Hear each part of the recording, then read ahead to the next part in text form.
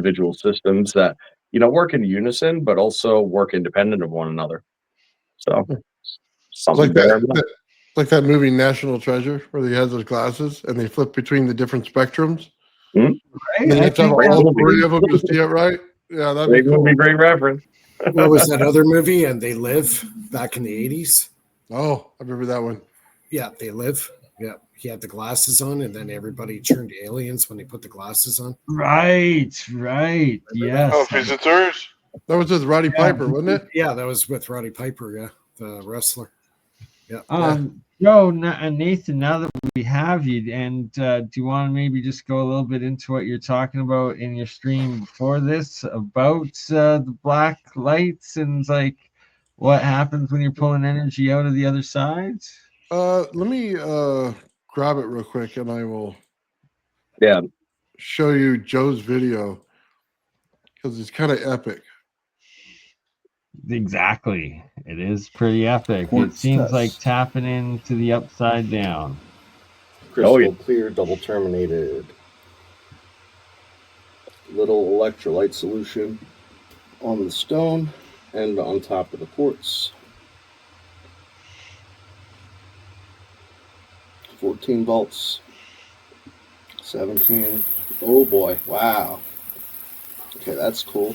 So that's normally what you see with high voltage experiments is going around it. Watch the color and it change. Oh, wow. Oh, it gets way, way better. You're doing some dark crystalness action here almost. Now, it's like going into the ultraviolet. Under RAV.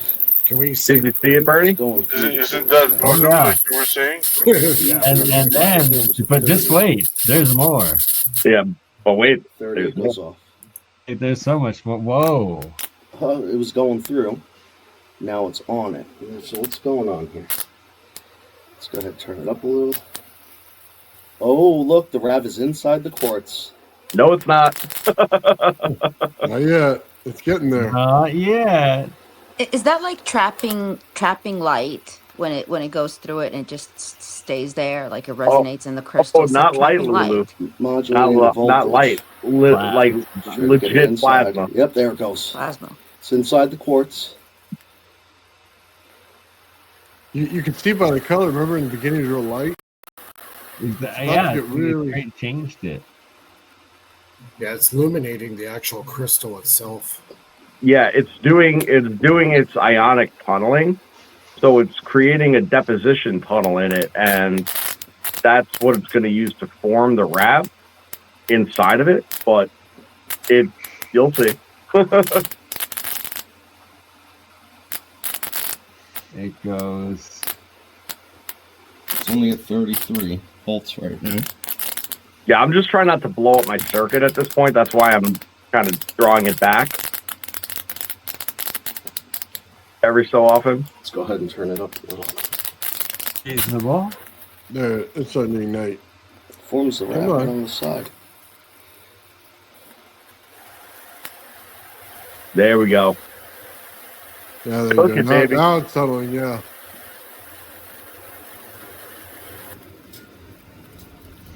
It's inside. It's getting there. Did you see how bright it gets? Oh yeah. Look at that. You can tell the lights on the inside of it now. It gets better. Is there any carbon inside that quartz? No. It's pure, man. Pure silica.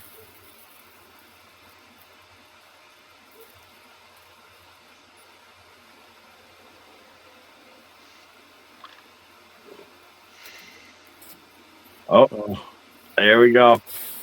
Making kryptonite. Right, and it's in. Oh, broke the quartz. Wow. Oh Just no. Vaporized it. Yeah. Great dark crystal right there. So did you measure like how high it got? Like, energy, like capacitance? That's for round 2.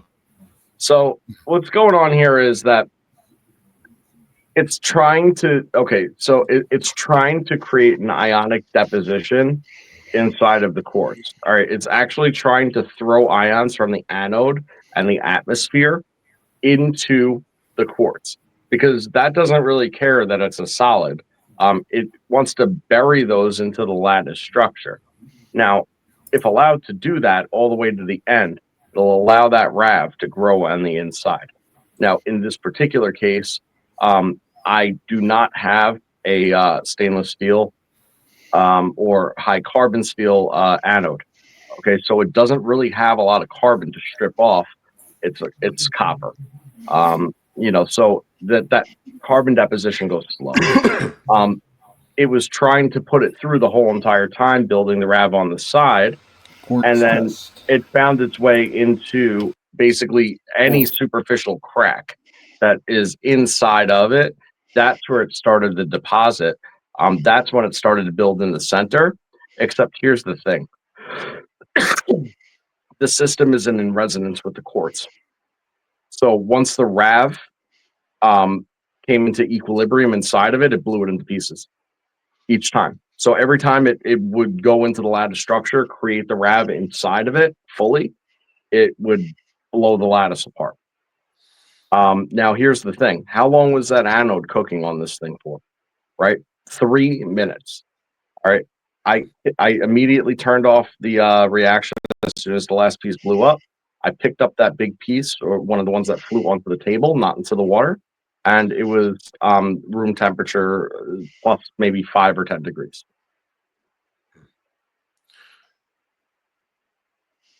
So, Mike, real quick for reference, can you put up the other picture for me? Yeah, I just want to show you. So what is a RAV? You basically see it right there. This is like a anode to cathode relationship. It's like the spark gap. But what you're seeing here is you're seeing a plasma sphere build. And in the picture reflection, you're seeing right there the rings that go around it.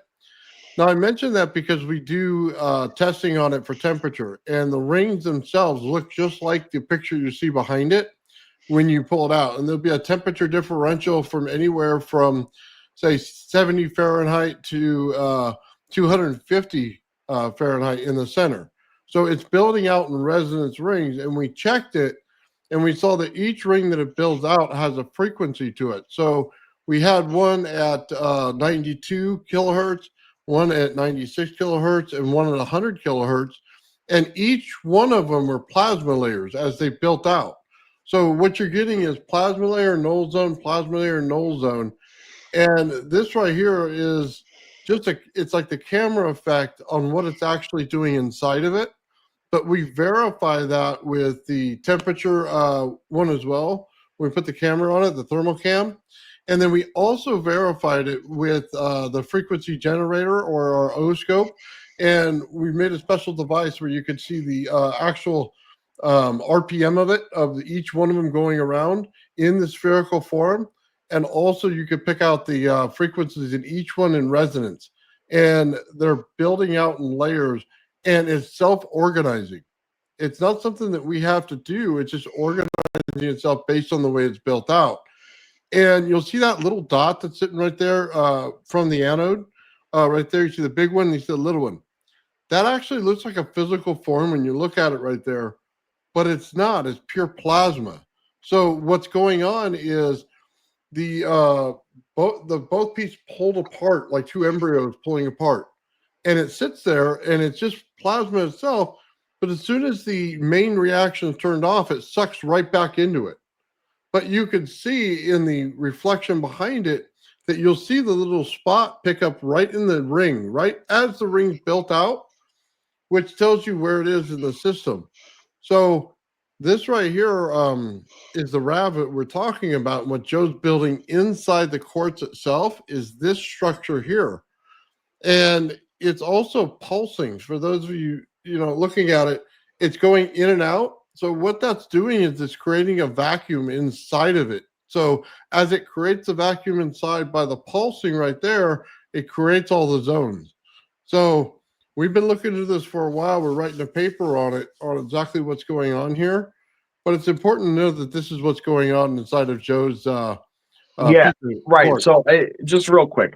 So this whole entire thing, right? And the way that Nathan does it is right now different than the way that Sean does it, and it's different than the way that I just decided one day to pick up and do it. The reason is because we understand fully and wholly how it works. It works off of a separation of differentials. Okay, so on one side you have a focused anode of one charge state. On the other side, you have a diffuse cathode that in the opposite charge state. So you're separating all these differentials, and then you're bringing them into a mutual relationship by use of a membrane. In this case, the membrane is the rock, not the quartz. The quartz is actually standing in the way of the membrane reaction because the membrane is sitting inside of a solution that's holding the charge for the cathode, and the moisture level in it actually gives it the charge differential. So one draws to the next, pulling one out of the other. Each configuration does something slightly different, but once you realize that there's an anode cathode relationship with separation of differentials, you realize that it doesn't have to necessarily be something like positive and negative that are your only differentials that it can be utilized to create the same effect. It could be any differential, frankly. It could be pressure, it could be heat, it could be, in this particular case, no matter how fringe it is and how you want to define it, this isn't a positive negative relationship. It's an external field, internal field relationship. Because how I achieved this was by using the center energy out of the Tesla coil as the cathode. And that is not the same as a negative lead, you see, because it does not create electrolysis. So, it's interesting effects going on here. I'm sorry, I just had to bring up the parallels of how those lines of plasma formed out and the similarities between Walter Russell's anode cathode diagram there. And you see how that's inverse? That's exactly what we propose is going on the reverse side, on the cathodic side. Now, Nathan made a good point earlier today, and that's that in his experimentation and what we've observed as well, is that once the tunneling is complete, the tunneling leads to a high efficiency of the anode cathode relationship. So it allows a channel for the interaction and the hydrogen plasma formation to occur intermedia in Sean's example. But what Nathan realized is that the carbon deposition that occurs, the ionic carbon deposition that occurs in the porosity of the membrane, it has a multi-layered effect. You have a CME effect that's occurring on the anodic side at the uppermost layers. You're also having the ionic carbon deposition in those pores, okay, which are probably forming a lattice structure, I would assume. I have not seen it close up enough to be able to verify that, but I think that that's a fairly safe assumption. By the way, this is the temperature thing right here, and we're looking through the thermocam. As you can see, the inside's hot, and then the outside gets cooler, but they're in perfect rings. So, right, and it's non-diffuse. That's a non-diffuse state. And when Nathan said before about null zones in between, I mean that's just a choice of words. I don't agree that it's null zones in between. It's torsion. It's torsion of differentials that's occurring, and it's that torsion that's keeping it separate. Because it's just like the hydrogen wave function. And exactly. Yeah. like I've been saying with my reinterpretation of the double slit experiment, that a particle is made up of nested standing waves of fields, and that's exactly what we're seeing here, and that's exactly what you're seeing with hold that up, though, Bernie. Hold that up for a second, because what I want go back a couple of images because I want to actually bring something up about the RAV in context of that image. This one. That one has the before that, positives and the negatives. This is fine. This is fine. Perfect. Okay. 0, 0. That's what you see. That's the RAV. Okay. 1, 0. That's more or less actually what it is. Okay. It's an external plasma field and an internal plasma field. Okay. But then when you break it down further, that also has a null zone in the center, which is 20. Now, when you look at it thermally, it looks like 30. Okay. When you look at it externally, as far as what the light emission is, okay, it breaks out into zones, and they'll either break out into a zone of O1 during formation, O2 during running operation. Okay. Yeah, And we've exactly. seen So patterns like 22. That's how a lattice fractures out when you're in that dimension, or it's like then otherwise it's nested when it's stable, right? So it's one or the other as it builds out, and how it Right. So will now finally end. right. So each one of these particular geometric formations are actually present at different life phases, so to speak, of the RAV formation, in different regards. The top being geometry of the build out, the middle being the light emissions that you're actually visibly able to see, because there's clear zoning both during formation but also during running. And some of the zoning that we get and some of the emissions that we get while it's running are high strangeness. They're patterned like that, but they're high strangeness. So how many orbitals does it have? So The pull up the hydrogen. picture I sent you, Bernie. Sorry. But this. My How many orbitals does it have? It has this one? a center. It has a center vacuum. It has a center plasma. It has an outer shell plasma, and then it has an outer magnetic component. That's sort of what it has. So we were creating nodes between an anode and a cathode. So we were creating what you were just looking at on your picture, Bernie, right there. 100%. When you create those in 2 parts and 4 parts and 6 parts, all of them with the anode cathode relationship. Yep. That's why I call it a null point, because you see the black lines in there. That's where all the energy is. It just won't let it escape. Yeah, it splits and zones out. Then when the density levels get high enough, or in some cases, if the hydrogen gets choked from in Sean's example, or the moisture levels dump out, then it chases to combine. And what you end up seeing is that you get this parabolic sweep of the positive anodic plasma that occurs. And I have multiple photographs of it. It literally starts to lift up and then sweep over like that. And the inside gets fully enrobed at that point. That parabolic sweep is the magnetism kicking in, because there's a rotational vector that acts as a magnetic component. Okay, from the get-go. That's how it starts to chase. Once that chase goes on long enough, that magnetic component grows into a field, collapses to a vortex. But that vortex ends up pinches the vortex when it goes parabolic, and then collapses into a torus.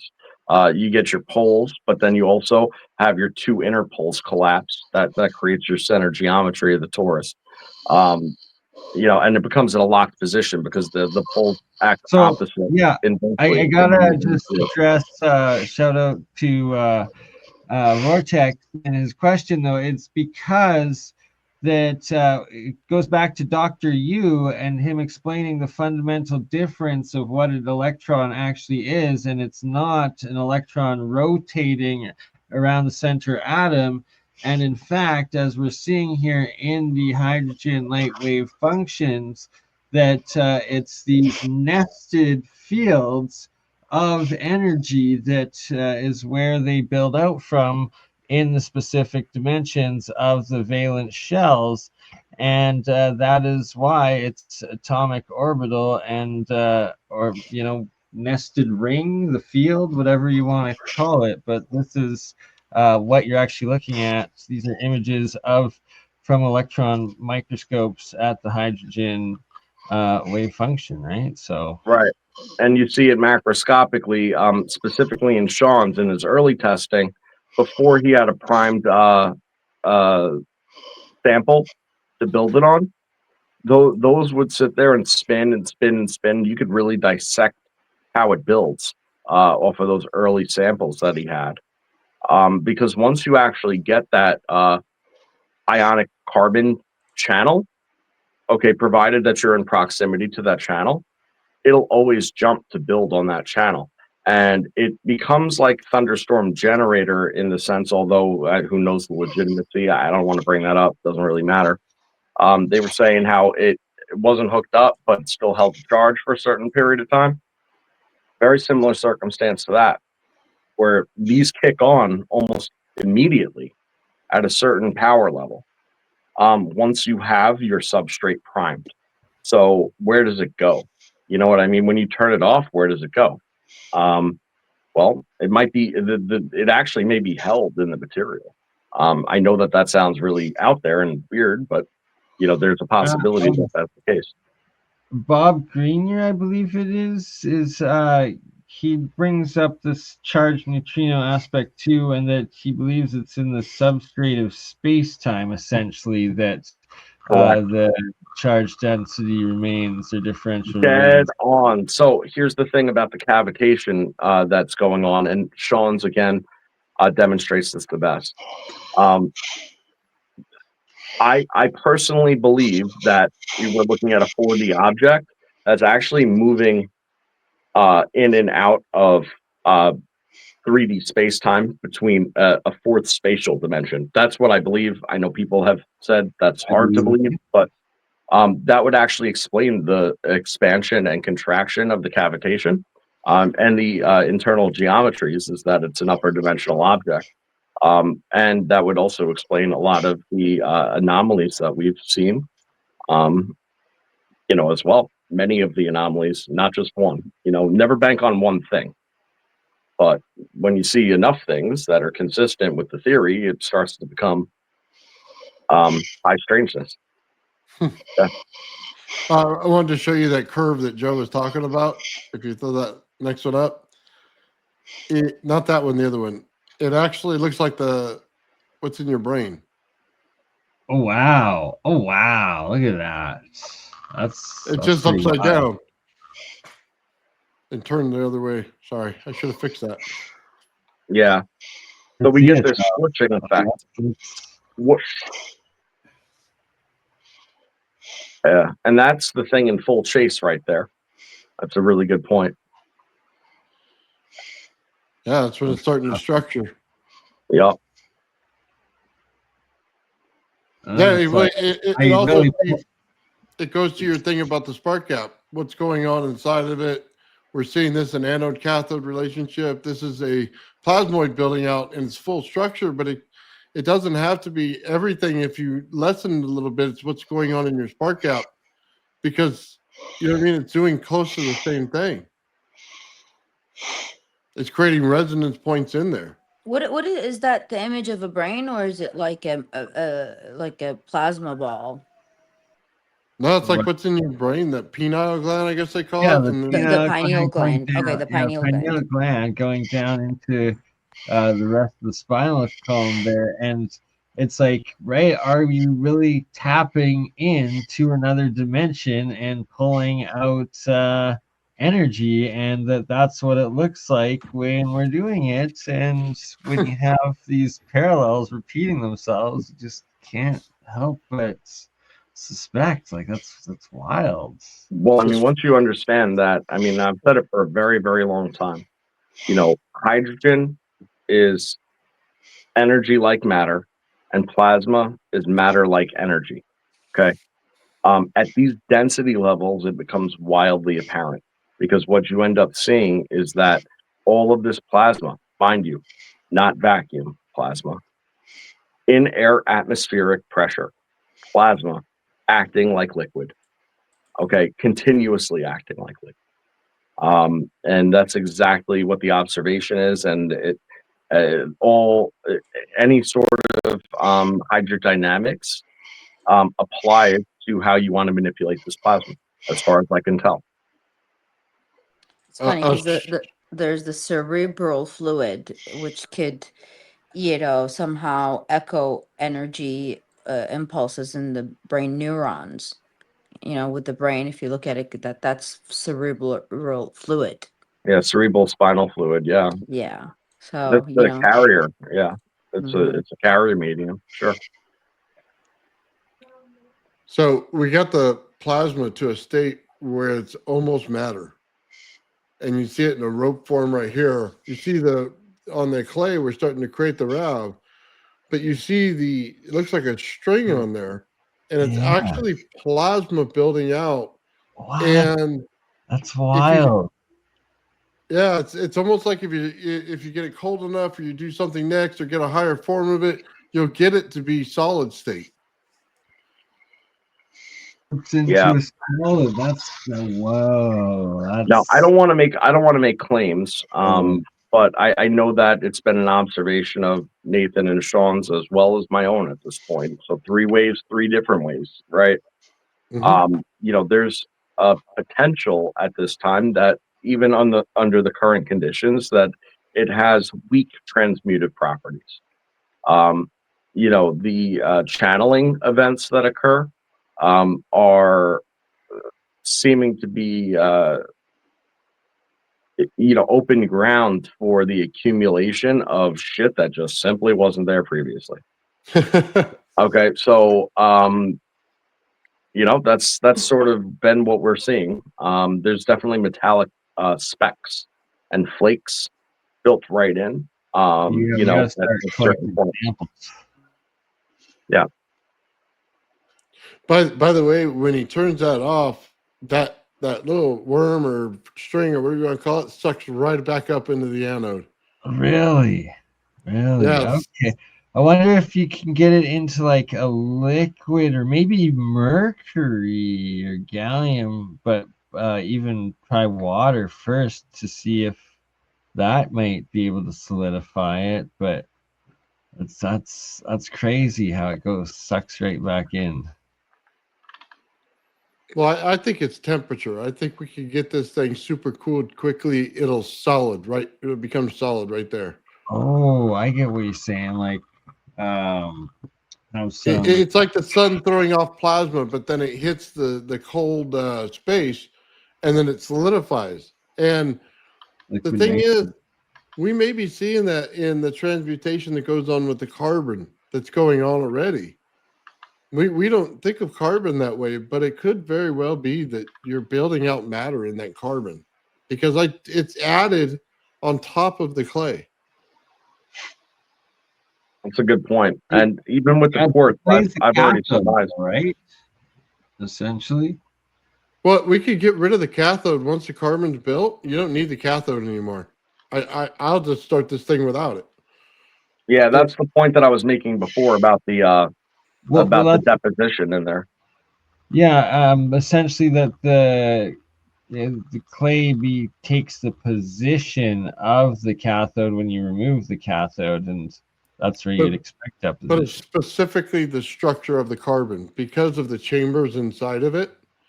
You're getting a chamber effect. You're getting resonance within there that's creating the cathode. It's a cavitation event, is what's going on inside that carbon. Mm-hmm. Now, it is worth noting that although we don't really have the data on it to specify at this point, but removing the cathode altogether, will yield probably an ultimately different effect. As far as like what it is and usage. Yeah, I got some ideas to discuss with you guys offline about that, but do continue on. Just make a note of that. Yeah, but I'm saying like so. There's more than one way to skin this cat, and you kind of get something a little bit different every time, but the result is No fairly. skinning cats. No skinning cats. But if I were to somehow be able to get a carbon deposit into the center of that quartz, it would form in there without issue. Just so you know, it would throw that carbon into resonance, and then it would form up. So this is what I mean. I don't need the cathode. I turn it into a secondary anode, and I make 2 of them.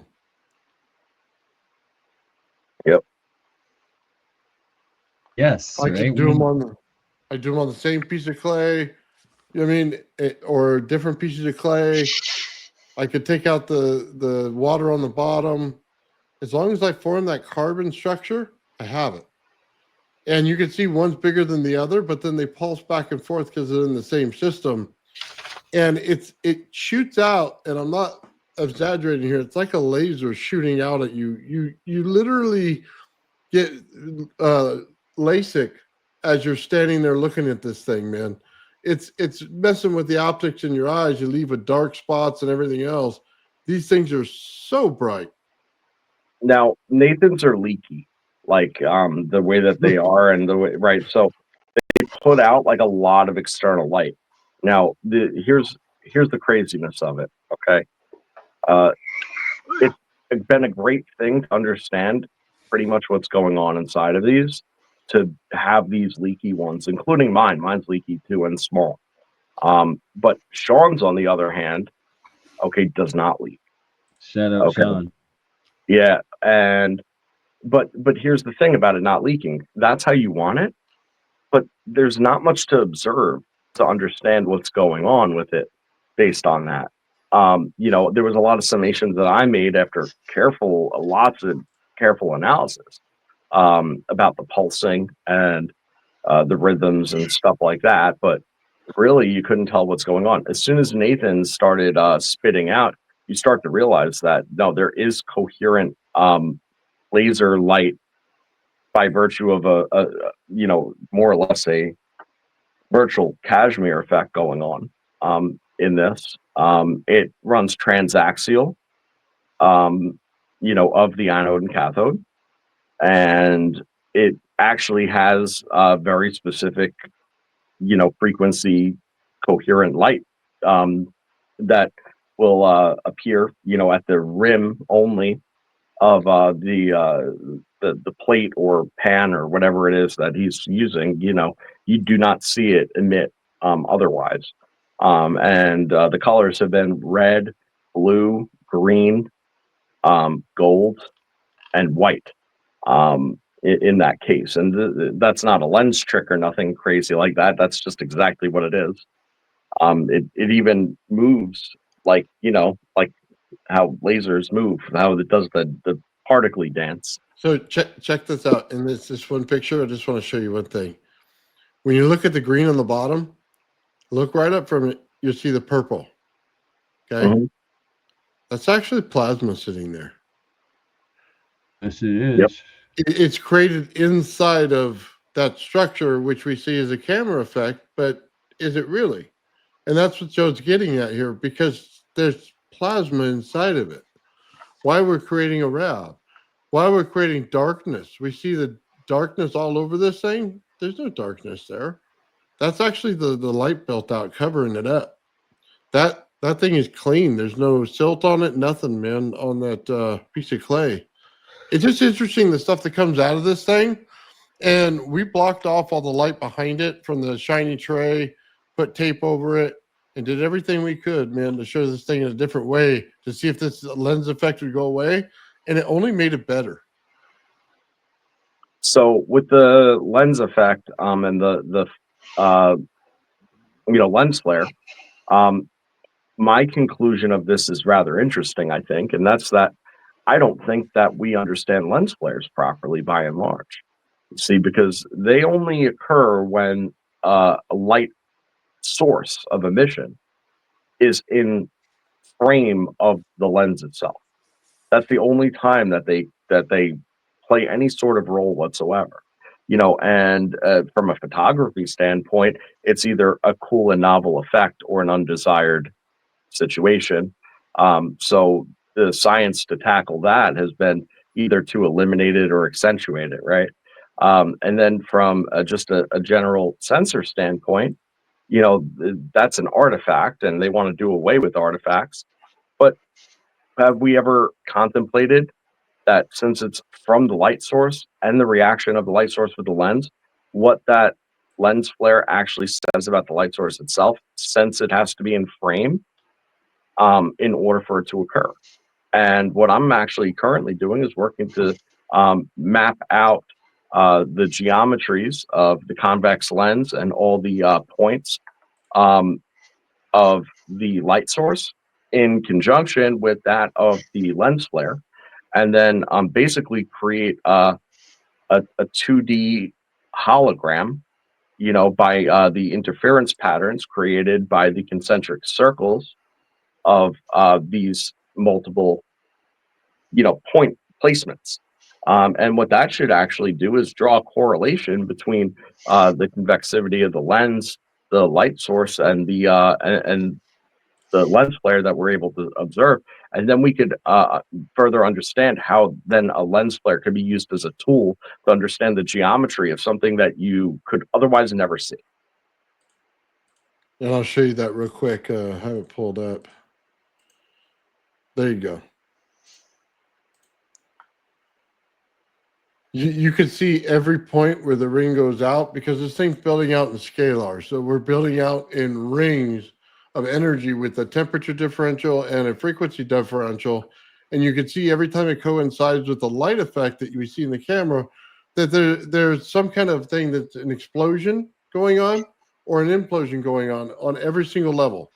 So it's interesting to note that's what Joe's talking about. He's going to map all this stuff out and see what we come up with in order to see everything that we want to. Yeah, because I believe that the lens flare, in not only the RAV's case, but also if you get it off the sun, or if you get it off of an LED bulb, or you get it wherever you get it off of, right? I think that geometry of the particular lens flare could actually be mapped out, utilized to understand the geometry of the light emission source itself. And that's what I'm trying to Could it be uncrack here, as also if we're not simultaneously trying to figure out cold fusion, but could it be also the there. curvature of the camera, the lens course it is. also plays a role? Without a doubt. Yeah, so Okay, so like I said, Lulu, this is a 1-point display that Nathan's showing. Okay, the idea here is a little different, right? You want to center one of the rings. Okay, then you want to put the center point of another ring on top of the emission source in the center of that, and then match up the geometry of the emission with the flare, which exists. We have it all captured, and match that up. And what that's going to create is 3 pebbles in a pond, and those 3 pebbles in a pond is enough to triangulate and bring the 2-dimensional flat plane of the photo of the sensor and the concentric rings into an upper dimensional geometry that then could be understood. Mm-hmm. So that's that's what the goal there is. So it's taking into account the convexivity of the lens. Wanted to show you real quick. This right here.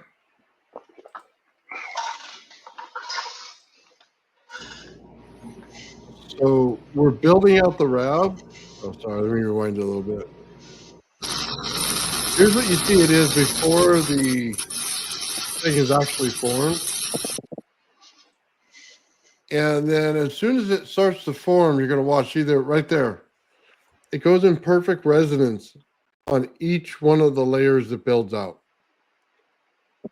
Alpha goes silent when that happens. Sorry, I turned off the volume because. Well, I know that, but in reality, it goes silent when that happens. Yeah, so you see the RAV there, and in the beginning, we're trying to form the RAV, and you see it all over the place, and then boom, it automatically hit. And we have the frequencies off of this, and you see the amplitudes of it.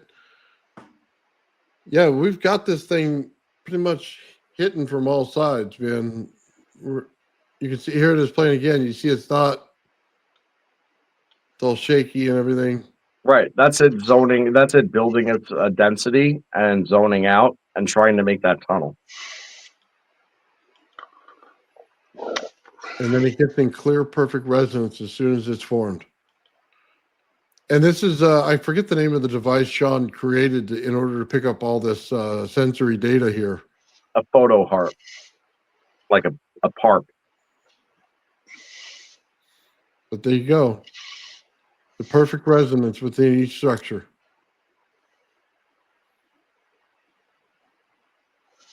And the crazy thing about it is, as you would expect, it is infinitesimally small. Like it's 1 pixel on the O scope out of phase, each line.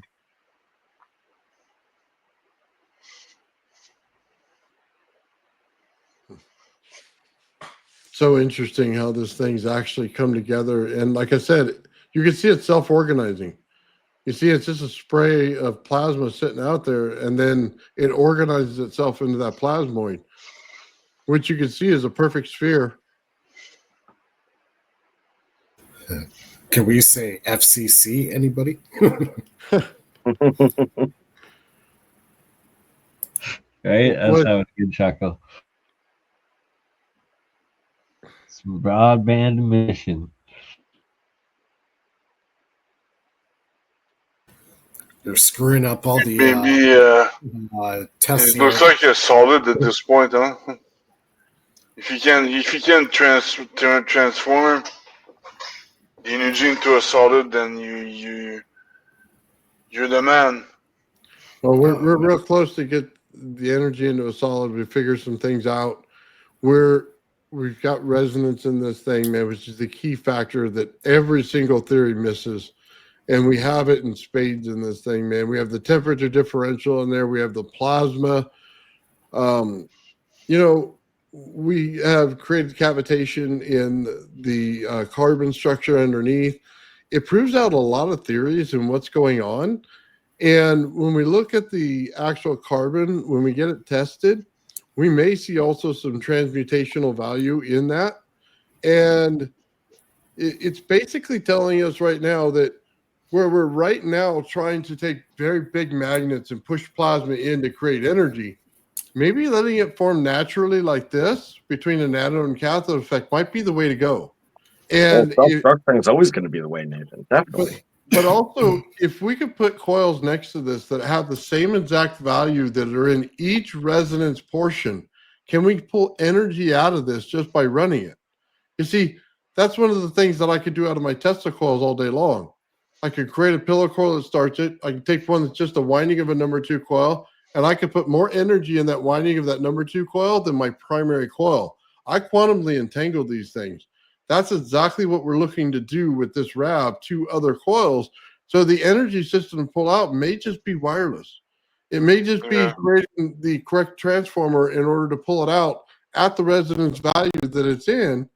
Yep. And we have a very clear understanding of this. So, but also you may get a plasma value out of it. You may get some other things, some heat values out of it.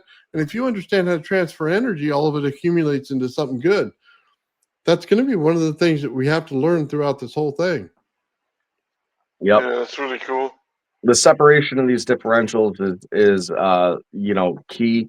Keeping them separate based on their own equilibrium and combination at their own accord is major. And once you realize that the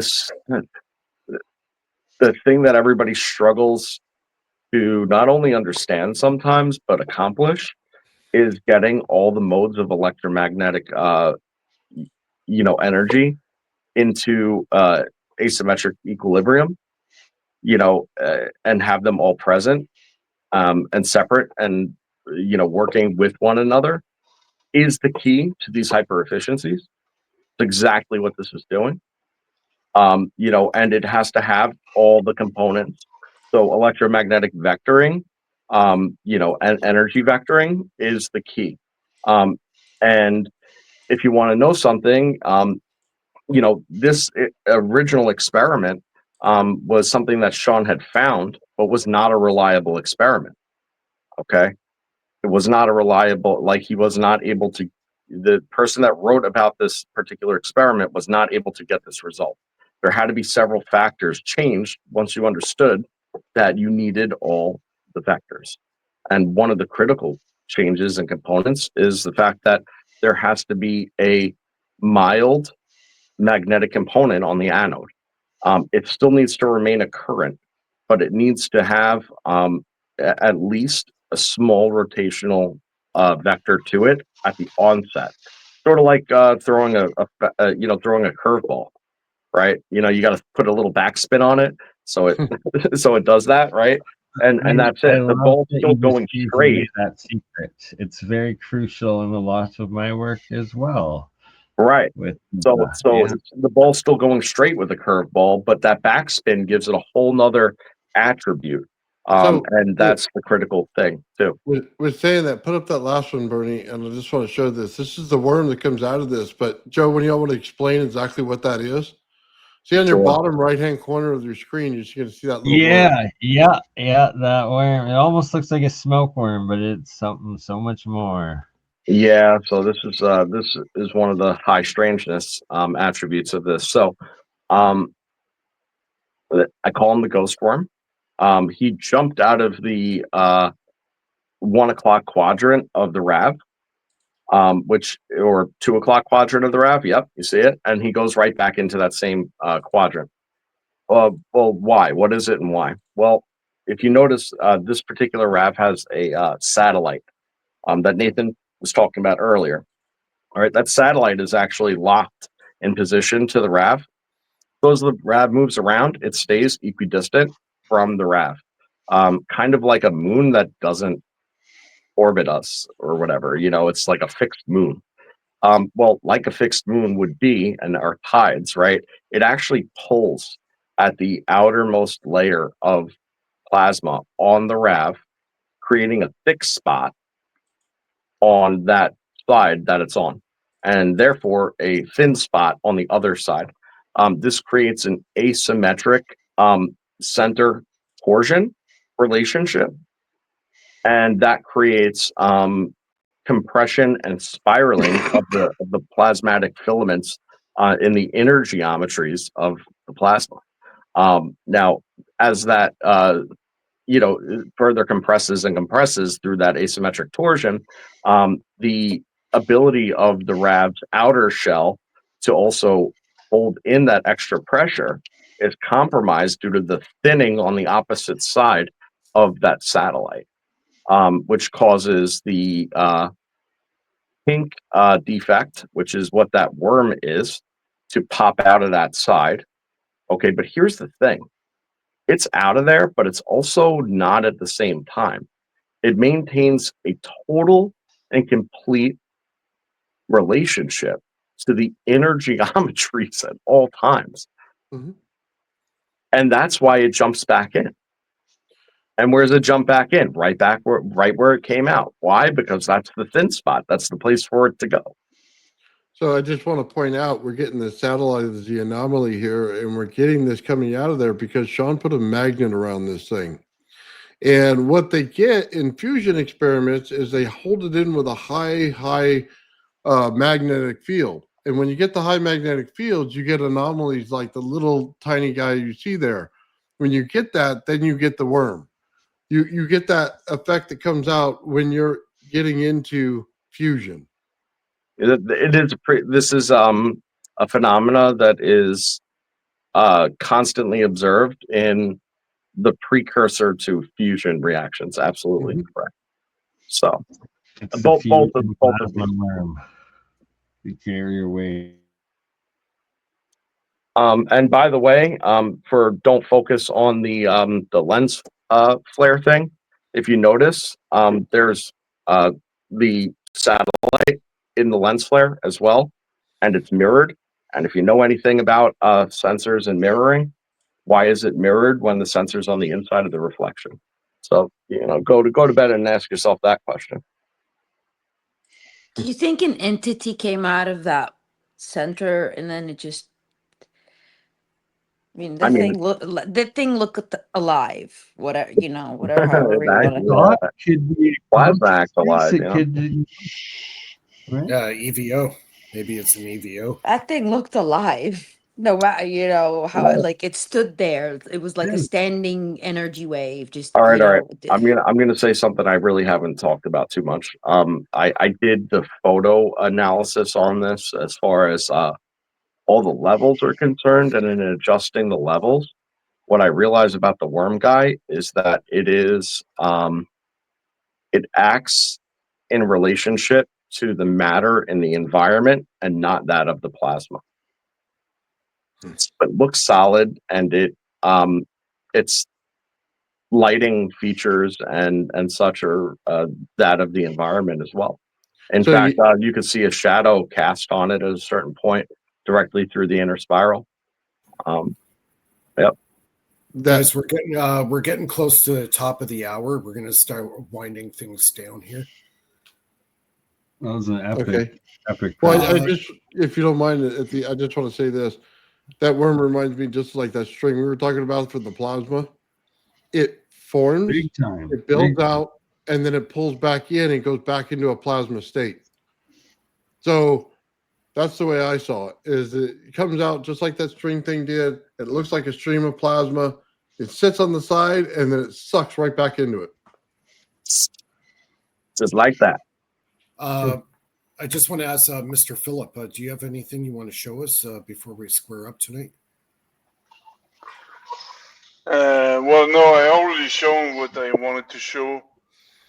We should have Steve regarding go the, Teslatech and why y'all should come to Teslatech 2026, right? Because it was pretty epic. Because you know you get to have sit down interviews with the likes of like Dr. Yu and Dave and well, me and Julie and Kate and maybe even Steve if you stay an extra day or two. Yeah, definitely. And Lulu, she's gonna have a nice weekend too, huh, Lulu? Yeah, I'm going to that UNT the class summit for space, land, sea, and air in Dallas. Amazing.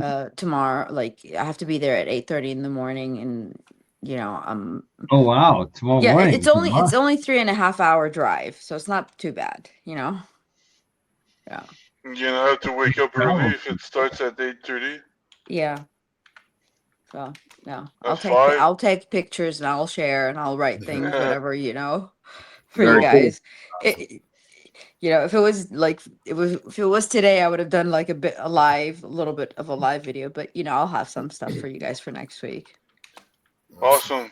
Yeah. So, Well, I mean, I'm not sure if you can take pictures of military stuff, but at least try to get contacts and things like that. absolutely, and I like nobody can say no to me. I'm kind of nice, like I asked them for the weirdest things and they just give it to me, like, okay, thank you. So it works, Yeah. It's that southern charm, right?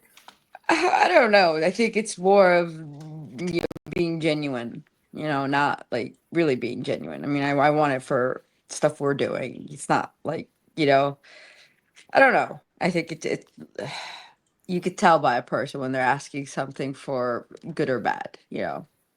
So I don't know why I got this invitation. I must have done something good. Thanks to all of y'all. But yeah, so You are on their radar, I am on the radar. now. Yeah. Well, it's okay. This is the purpose of what we're doing. We want to be on the radar. It's not like we don't want to be on the radar. Then it's the purpose of it, right? Just don't get kidnapped into a dark program, right? No. Stay away This from is- the black light. Like if anything, if anything, I want to like say, you know what? We want to patent what we're doing that cannot be used on the planet or the planet's orbit or the moon. This has got to be in deep space. And so we hold the rights, because then we know for a fact it's going to be, it's going to do good and not bad, So it's just something. Yeah. I mean, for me, my interest is interstellar travel. And, I want to bypass the idea of what light year, and from point A to point B is. They, the government and all the other, countries, and they want to use it as a weapon. It's like, dude, that's not the purpose of it. The purpose of it is for us to, explore other things, not to use it as a combustible means of, vaporizing each other. So that's why the whole idea, it's like, okay, we want to hold the patent, like you cannot use it on the planet. It has to be out of the planet. You want to develop it, can't use it on here. I'd like Yeah. to plug one of our viewers did a documentary, and Lulu, I think this would actually you'd find interest in this. Our viewer, Dead Fish Cheese Spread. Yeah. Okay. DEADEHISH cheese spread. Okay. Has an awesome UFO Shout out. encounter documentary that he brings his own account in with all the compilation of people talking about the same exact phenomena that he personally experienced. And it has to do with UFOs, propulsion, interstellar and And interdimensional potentially crystals, travel. isn't it? And one of the huge things that he was telling you, or us, or all of us, whatever, is that it is a quartz crystal with an orange fire inside. That's what it is. You're Right. right. That Very cool. dark We all crystal. find inspiration in different places. I've heard Bob Grenier say something to that effect too. Hey Lulu, the picture that you took out earlier, Yeah. it looks just like the Rav. If you take a look at it in a little more detail, you'll Mhm. see the Rav, you see the little object in it, you'll see all of it. Yeah. And it builds out in brilliant light. So if you see the Rav when I had it out there, you'll see all the light coming off of it into your face and everything. Yeah. But I bet that in the sun, your picture in the sun does the same thing. I mean, it's supposed to be a center of something, like a cosmic center of energy. And you've got the whole, like, the zodiac around it. And you've got all these like little different beams, and then you've got the little orbitals, but these things are uh they're like in circles, where it shows you like positive and negative energy. But it's a story, it's a complete story, it's really Well, that's kind of what we're trying to tell you is That's it. we're aiming, what I mean, in the future. If we could build out this wrap big enough, we can, kind of go towards the sun and what the sun's doing. But you're showing a picture of what the sun's actually doing in the solar system and how it's, revolving around again and again throughout where its journey is through the universe. You know what I mean? yeah. So, Yes. but when you look at it, if you put it out in the light and take a good picture for us, I'll put it right next to the Rab for you, and you can see exactly how similar they actually are. Yeah, we have some I'll have wild it ready pictures I could for share next with you. week. All this, Yeah, I'll all have it these ready for you guys. prismatic beams, all ribboned off and separate and stuff. It's really, really cool stuff. I mean, I played with it outside in the sun. I figured if it's like there's a reflection, it could be like a code of something. And so if I put it to the sun, I might reflect a code into the universe. And Well, I I, kept on, I bet you you're know. going to get the same camera effects. Oh, I didn't record it, but I was trying to send a signal. If the whole thing was a like um if the sun hits it through the cavitation, it will reflect back a code. So this is like a key of some sort. So I kept on, like I spent like a few days, putting it at different angles, different, places where the sun, could reflect different intensities, hoping I would see something, anomalous. Well, But, the next sunny day you get, go out there with your camera and take a lot of pictures of it, and then let's have you on. absolutely. We'll take a look at them together because I think you're going to see something awesome. Absolutely. I'm down. Yes. Okay, guys, we're going to wrap it up here. I'd like to thank Steve Elswick from Teslatech. Thanks a lot again for joining us. Nathan, Lulu, Joel, and Mr. Phillip, and the one, the only Mr. BurnEye, Crypto Alchemist. Everybody have a great week. Next show will be next Friday, 9 o'clock Eastern, 6 o'clock Pacific. And we'll see everybody then. Yeah, hopefully the Demystify Science videos will be ready. Yeah. Yeah, if, Okay. if that drops by then, we might have to do a review. Yeah, thank you, Steve, for hanging out with us. Yeah, everybody just hang on after we go off. Okay, take care, everybody. Good night. Good night, everyone.